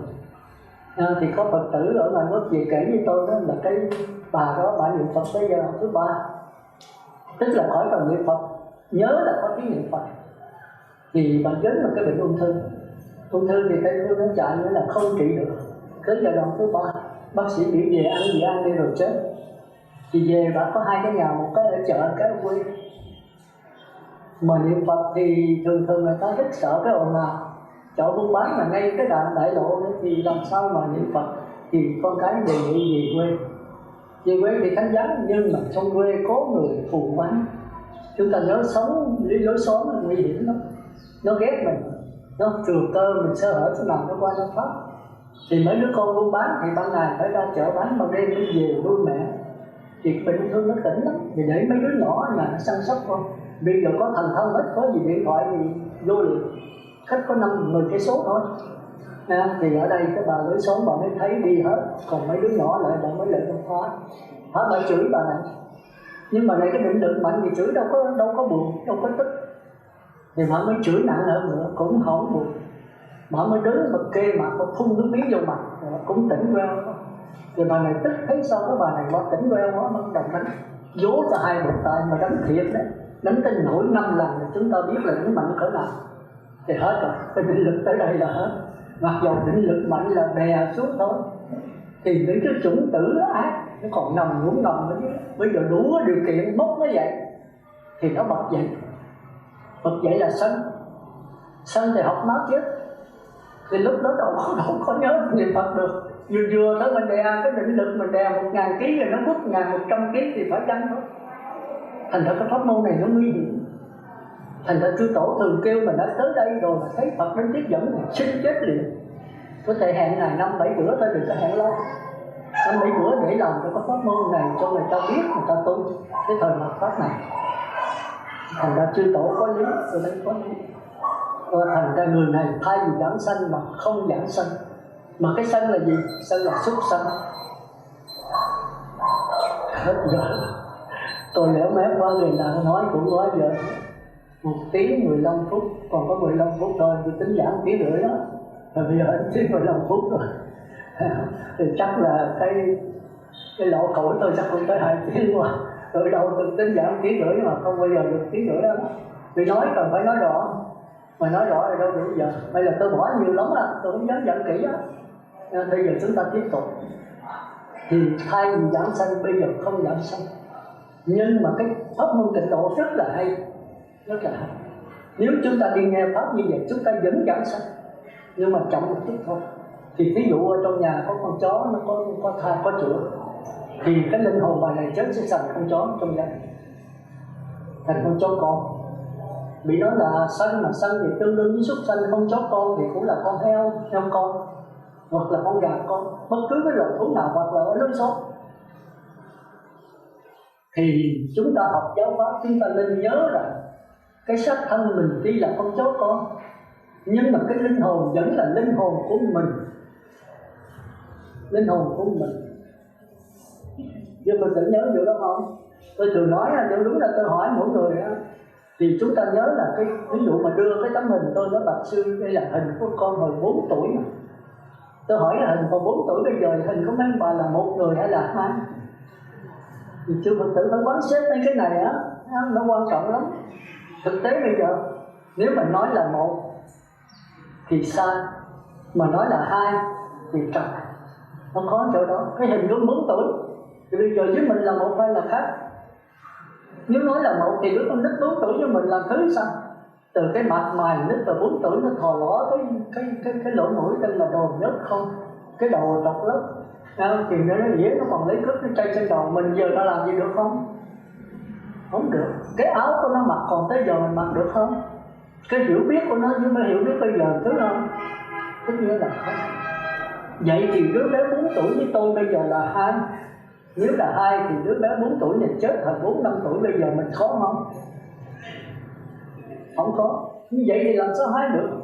Hai đứa bé 4 tuổi chết hồi 4-5 tuổi thì bây giờ mình cũng phải còn. Mình đứa bé 4 tuổi chết thì mình làm sao có được? Thành nó nói hai là trật, nói hai là sai mà nói một là trật. Thì mình phải trả lời theo Phật giáo cho nó rõ là đứa bé cái xác thân đứa bé 4 tuổi với xác thân của con bây giờ là hai xác thân hoàn toàn khác nhau. Nhưng cái linh hồn của đứa bé 4 tuổi với linh hồn của con bây giờ là một cái linh hồn. Tuy là nó thay đổi nhưng mà nó liên tục. Nhớ lại cái dùng chữ liên tục ha. Còn cái xác thân này thay đổi mà gián đoạn. Biết chữ gián đoạn là liên tục không? Khỏi giải ha, giải cái nào mất thì giờ nữa không? Thì như nãy tôi giảng sống như dòng nước vậy. Cái linh hồn dòng nước thì chảy mà liên tục, tức là không bao giờ gián đoạn. Còn cái lượng sống đó thì chảy có tướng thành ra gián đoạn. Khi nó lên rồi nó xuống là mất. Mất chi vậy? Để cái dòng nước linh hồn này tạo cái lượng sống mới, để cái dòng nước linh hồn này tạo cái sắc thân mới. Hiểu kịp không? Thì tôi cho thêm cái ví dụ nữa. Ví dụ như bây giờ tôi ngồi đây tôi thuyết pháp, rồi bây giờ tôi ngã xuống tôi chết liền lập tức tại đây, thì cái linh hồn tôi đầu thai vào đứa bé gái. Thì tôi hỏi em bà, chứ tôi với đứa bé gái này là một hay là hai? Một hay hai? Một là sai, hai là trật. Thấy gì không? Đứa bé gái với tôi làm sao là một được? Nó là con gái, tôi là ông sư, mà làm sao là một? Không là một được. Mà nếu không một thì là hai. Là hai nếu mà cái linh hồn tôi không nhập vào đứa bé gái này, đứa bé gái có không? Dĩ nhiên là không. Thì phải trả lời Bạch Sư, đứa bé gái với sư không phải một mà không phải hai. Nếu nói về thể xác đó thì sư và đứa bé gái là hai con người hoàn toàn khác nhau về thể xác. Còn nếu nói về linh hồn đứa bé gái chính là linh hồn của sư. Nó thay đổi nhưng mà nó liên tục. Cái linh hồn của sư nó thay đổi qua linh hồn của đứa bé gái. Hồi nãy linh hồn của sư nó tạo cái lượng sống là sư, thì lượng sống này chấm dứt rồi là cái sắc thân lượng sống của sư đã chết, thì cái linh hồn của sư tạo cái lượng sống mới là đứa bé gái. Thì hai cái lượng sống hoàn toàn khác nhau nhưng cùng một cái dòng nước linh hồn. Nói thấy có hiểu không? Vậy là quá dễ rồi phải không? Thì cái linh hồn thì mới giảng sanh chứ không phải cái lượng sống giảng sanh. Khi chết là chết cái lượng sống xác thân, còn cái linh hồn dòng nước vẫn còn tiếp tục đi về đâu? Tiếp tục để tạo cái lượng sống xác thân mới sai. Tiếp tục để nhờ Phật Di Đà tiếp dẫn để không còn tạo lượng sống nữa, mà cái lượng sống bằng hoa sen do Phật A Di Đà hóa hiện. Bởi vì chúng ta có 4 cách sanh thân. Một là nõn sanh là sanh trứng, chim, gà, vịt, vân vân. Hai là thai sanh, người ta, trâu, bò, heo, chó. Thì cái đó là tự lực mình đầu thai đấy. Còn cái thứ ba là ẩm thấp sanh, đó là trùng, dế, lăng quăng. Cái này 3 cái này là tự lực giảng sanh. Tự lực là sao? Tức là cái linh hồn mình sao thì mình về đó. Linh hồn tôi là người cờ bạc thì tôi sẽ tự lực về cái gia đình cơ bản. Linh hồn tôi là người uống rượu, tôi tự lực sanh về cõi uống rượu, đồng thanh tương ứng. Còn bây giờ linh hồn tôi là cõi trời thì tự lực tôi về cõi trời. Nhưng bây giờ tôi không muốn cõi trời, tôi muốn cõi Phật, không về được nếu không nhờ tha lực của Phật A Di Đà. Còn bây giờ tôi là cái linh hồn, tôi là người uống rượu, là người cờ bạc, tôi nói A Di Đà ơi tiếp dẫn tôi. Đức Phật nói không được, bên đó không có rượu đâu, không có cờ bạc, con về con cũng không ở được, con bỏ cái đó đi. Mà muốn bỏ đâu phải dễ, phải nhất niệm, tức là cương quyết dứt bỏ giữ năm giới. Thì Phật cha nói được, bây giờ A Di Đà sẽ tiếp dẫn con. Thì cái đó đâu phải là tại A Di Đà, nhưng là tiếp dẫn mình cũng qua đó sống không nổi. Mình qua mình thèm rượu ra, giờ có rượu cho con uống, nó không được, thì con phải trở lại trốn trần gian thôi. Con phải trở lại trần gian, trở lại trần gian. Thành ra chúng ta thấy vấn đề giảng sanh rất là rõ ràng, phải giữ giới và phải nhất niệm. Mà nhất niệm là như thế nào? Tới giai đoạn thứ 3 mới gọi là nhất niệm. Chứ mình phải nhớ ha, thành ra khi mình chết như vậy thì đầu thai là con chó con, thì mình nhớ con chó con với mình là hai cái thể xác khác nhau. Nhưng mà linh hồn con chó con tức là linh hồn của mình, nó tiếp tục phát hiện với con chó con là bởi vì mình sanh. Nếu mà đừng có chịu sanh, đừng có cái khảo phạt, đừng có đánh chửi mình thì mình dám sanh về cực lạc. Lúc mà hấp hối thì chết, mình nhớ tới Phật, nhớ niệm Phật thì dám sanh. Đằng ngày sắp sửa nhớ tới Phật, nó vốn mình một bàn tay chịu không nổi, nó chửi mình đã rồi nó phun miếng vào mặt mình tỉnh quên, lúc đó mình chết rồi thì dám sanh. Bây giờ nó vốn mình mạnh quá, bị phản phục, bức xúc quá, mình nổi sân lên học máu chết thì phải về con chó con. Nhưng mà có nghe pháp bữa nay thì nhớ ha, mặc dầu tôi là con chó con nhưng mà linh hồn tôi vẫn là người niệm Phật. Tới giai đoạn thứ 3 thì A Di Đà Phật ơi thương xót con, tiếp dẫn con. Vì bức xúc quá con chịu không nổi cho nên sanh còn con chó con. Bây giờ xin A Di Đà tiếp dẫn con. Nam mô A Di Đà Phật. Gọi là cái chủng tử A Di Đà đã có sẵn trong linh hồn này, thì nó phát hiện liền, nó phát hiện liền, nó sẽ nhất niệm liền. Mà nhất niệm đã có sẵn rồi. Cái số tiền mình có mấy chục tỷ rồi muốn cất nhà 1-2 tỷ thì mình nhớ lại có thì cất được liền. Còn bây giờ mình quên, mình có mười mấy tỷ ở trong cái tủ sách mà muốn cất căn nhà 1-2 tỷ mà quên thì đâu có cất được. Bây giờ mình có số vốn sẵn rồi, thôi vậy A Di Đà tiếp dẫn con. Đúng ra con giảng sanh tự lực, bây giờ con đã nhất niệm rồi, nhưng mà vì bức xúc quá con bị sa đọa xuống súc sanh. A Di Đà thương xót con mà tiếp dẫn. Nam mô A Di Đà Phật. Thì cái chủng tử A La Gia mình nó sẽ hiện hành ngay, thì nó cảm A Di Đà phải ứng người, nhất định là phải ứng. Thế là con chó lập tức chết, chỉ sanh ra 15-20 phút thôi. Còn nếu không con chó này mà mình không nhớ mình có chủng tử niệm Phật, mình sống với cái xác thân con chó ít nhất cũng 15-20 năm. Con chó thì thường có thọ mạng nó cũng 10 mấy 20 năm đó, có con tới 30 năm. Thì mình sẽ sống với thân chó, tư tưởng chó, hoàn cảnh của mấy con chó. Thì chủng tử đó sẽ vun tập vào cái linh hồn mình, nó sẽ tiêu diệt chủng tử niệm Phật, nó sẽ đồng hóa chủng tử niệm Phật thành chủng tử chó. Thì ô hô kiếp sau sanh làm chó tiếp tục nữa. Nhớ theo bữa nay tôi giảng nhớ theo, sao mà không giảng sanh tôi trở lại kiếm á. Nếu cõi người nào hoặc cõi chó thì tôi nhận xuống trình đó. Tại sao niệm Phật tới giai đoạn thứ 3 rồi mà lại quên? Bữa đó có đi nghe pháp không? Nếu nghe pháp chủng tử đầy dốc rồi, tại sao mà không khơi dậy cái chủng tử này? Còn nếu mà chưa tới giai đoạn thứ 3 vẫn giảng sanh thôi, cái trình độ rất hay. Tôi nói là nhớ ha, bây giờ tôi mới niệm tới đây là niệm Phật tới giai đoạn thứ nhất, thứ nhì thôi. Chủng tử có mà yếu quá. Khi tôi nổi sân vậy, tôi sanh là con chó, thì tôi mới kêu A Di Đà tiếp dẫn con đã lỡ bức xúc quá tải cho nên con sanh là thú. Thì chủng tử A La Gia mình không đủ sức để hiện hành, vì nó ít quá. Chủng tử ác nó lớn thì làm sao đây? Hiện hồn về cho mấy bạn sen mình biết. Bồ ơi bồ, tôi bức xúc quá cho nên tôi thành con chó. Bồ dùng trai tăng giùm tôi.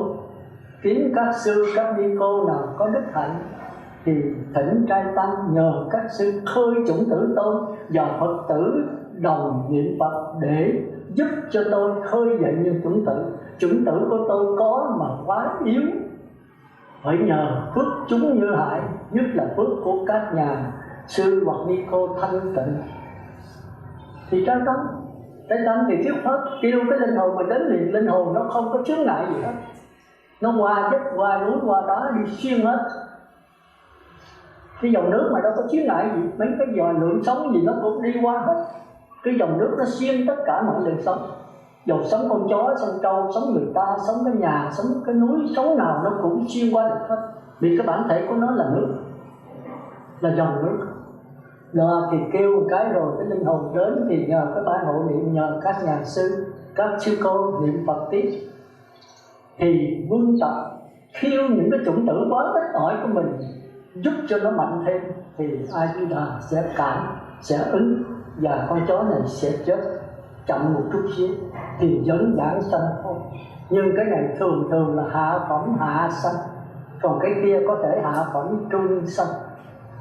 Nhưng mà trung hay thượng hay hạ gì miễn giảng sanh là miễn. Mà nếu không biết rồi thì uổng công phu của mình. Thành ra chư Phật tử nhớ cái buổi giảng pháp hôm nay, dầu muốn dầu không, nếu mình đã có niệm Phật thì sẽ giảng sanh thôi. Nhưng mà phải nghe pháp và phải nhớ. Nếu tự lực mình thì mình khơi dậy, còn chưa tới định lực, chưa tới đoạn thứ ba thì nhờ ban hộ niệm, nhờ chư Phật tử, nhờ liên hữu.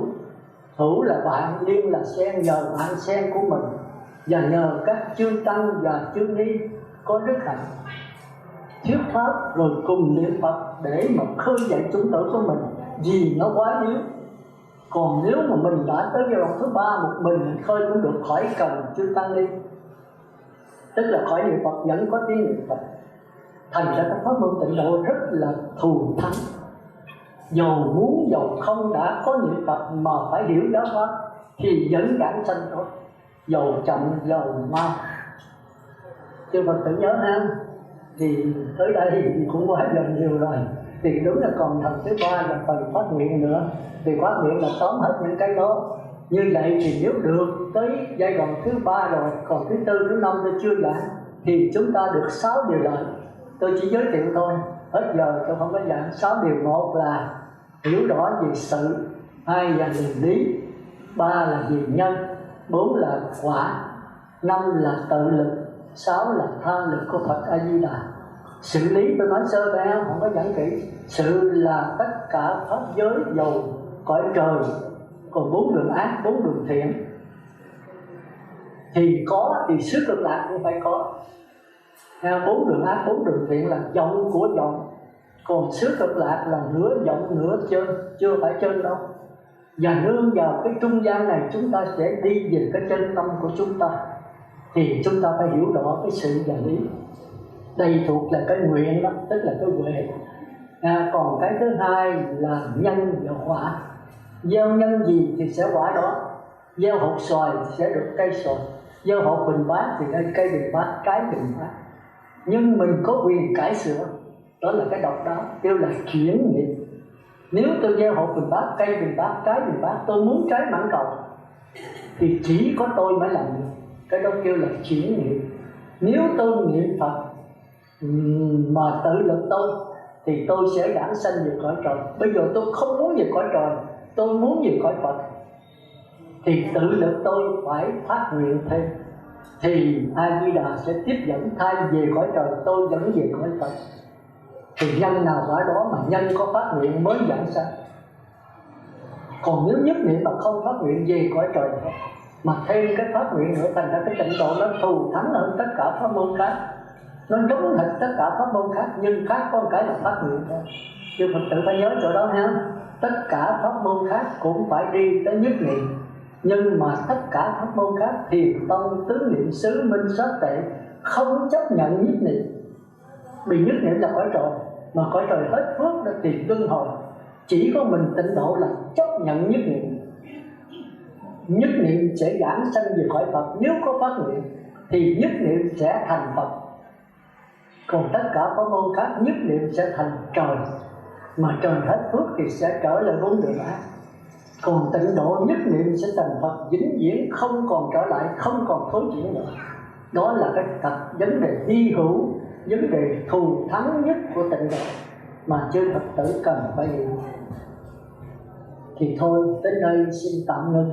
Đó là tôi giảng tất cả là còn thiếu phần chót thôi, phần luyện thôi, mà thời giờ nó có hạn thì tôi cũng đuối rồi. Vậy thì tóm lại là hôm nay tôi giảng về giới định tuệ, mà tịnh độ kêu là hành tín nguyện. Thì đủ ba điều đó thì chúng ta sẽ được giảng sanh.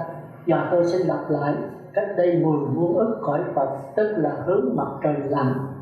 Người ta hỏi lấy cái gì giảng sanh về cõi Phật thì nói lấy cái linh hồn, tức là tưởng, nhớ, nghĩ. Còn cái miệng với cái thân không quan trọng, mà chính cái linh hồn mới là quan trọng, chính linh hồn giảng sanh. Rồi muốn giảng sanh về cõi đó cần bao nhiêu điều kiện thì xin thưa có 3 điều kiện. Giới tức là hành, định tức là tính, và huệ tức là nguyện. Đủ 3 điều kiện tính hành nguyện thì chắc chắn sẽ giảng sanh. Nhưng mà giữ giới rồi được 4 điều lợi, là 1 là rành rõ, 2 tương ưng, 3 là chí thuyết, 4 nhiếp tâm. Còn định đó tức là tính thì chúng ta phải qua 5 giai đoạn. Thứ nhất là niệm Phật đếm từ 1 tới 10. Thứ hai là niệm Phật khỏi đếm. Hai cái này thì chưa chắc giảng sanh. Đếm từ 1 tới 10 có bảo đảm 30-40% thôi. Còn niệm Phật khỏi đếm thì 50-60% thôi. Còn khỏi niệm Phật mà vẫn có tiếng niệm Phật thì 100%. Còn giai đoạn thứ 4 và thứ 5 cao hơn, nhưng mà tôi không có thì giờ chứ nó hơi cao, tôi chưa có giảng. Thì chúng ta sẽ được 6 điều lợi. 1 là lý, 2 là sự, 3 là nhân, 4 là quả, 5 là tự lực, 6 là tha lực. Còn cái phần thứ 3 là phần phát nguyện, khi hạn khi phát dạy. Vậy trước khi dứt lời, một lần nữa tôi xin cầu chúc cho pháp hội của chúng ta cũng như toàn thể pháp giới chúng sanh đều giảng sanh cực lạc và thành Phật đạo. Nam mô A Di Đà Phật. Nam mô Bổn Sư Thích Ca Mâu Ni Phật. Nam mô A Di Đà Phật.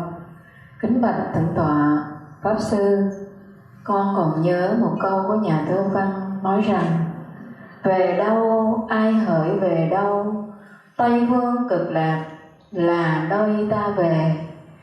Buổi chiều hôm nay nơi đạo tràng Tịnh Xá Ngọc Trường, toàn thể pháp hội chúng con vô cùng hân hoan được 4 những dòng sửa pháp của thượng tọa giảng sư đã chỉ rành rẽ về con đường vãng sanh về Tây phương cực lạc mà chúng con đã hằng khao khát từ vô lượng kiếp cho đến ngày hôm nay, được nhận diện bản thân, bản tâm của mình và được nhận công thức về vấn đề tu tập để đến con đường vãng sanh xứ Phật. Vậy giờ này chúng con đem hết lòng thành kính, chúng con xin được ghi nhớ những lời pháp lành của thượng tọa và khắc sâu vào tâm não để hành trì cho đến ngày được gặp thượng tọa nơi chốn Đài Sen ở Liên Hoa Đại Tạng. Và chúng con thành kính xin đê đầu đảnh lễ thượng tọa pháp sư, tạ ơn tam bái. Nam mô Bổn Sư Thích Ca Mâu Ni Phật. Nam mô A Di Đà Phật.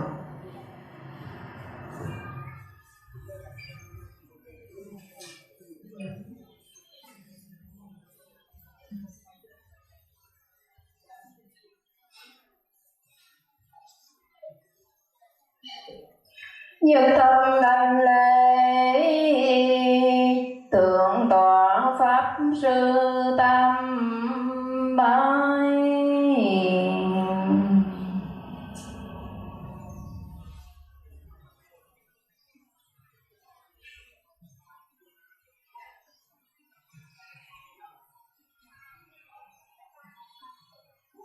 Nam mô A Di Đà Phật. Trước khi chúng con cung tiễn bước chân thượng tọa trở về trú xứ, chúng con thành tâm cầu nguyện hồng ân tam bảo luôn gia lực hộ trì cho Thượng tọa pháp thể kinh an chúng sanh dị độ và luôn nhớ cứu vớt chúng con đang chơi vơi giữa bể khổ trần gian trở về tới bờ giác. Nam mô Bổn Sư Thích Ca Mâu Ni Phật. Nam mô A Di Đà Phật. Giờ này cung thỉnh toàn thể pháp hội chúng ta đứng dậy và đồng niệm Phật để cung tiễn thượng tọa pháp sư.